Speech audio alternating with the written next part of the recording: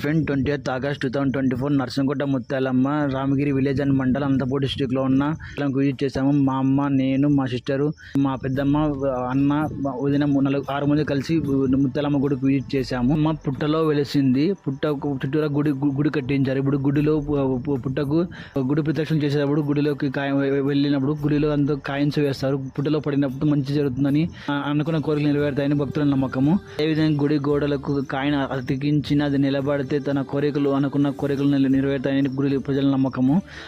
గుడిలో ముత్యాలమ్మతో పాటు దుర్గమ్మ కూడా పూజలు చేస్తుంటారు నిరంతరము. ప్రతి మంగళవారము, శుక్రవారం, గురువారం, ఆదివారం చాలా ప్రసిద్ధమైన గుడి టెంపుల్.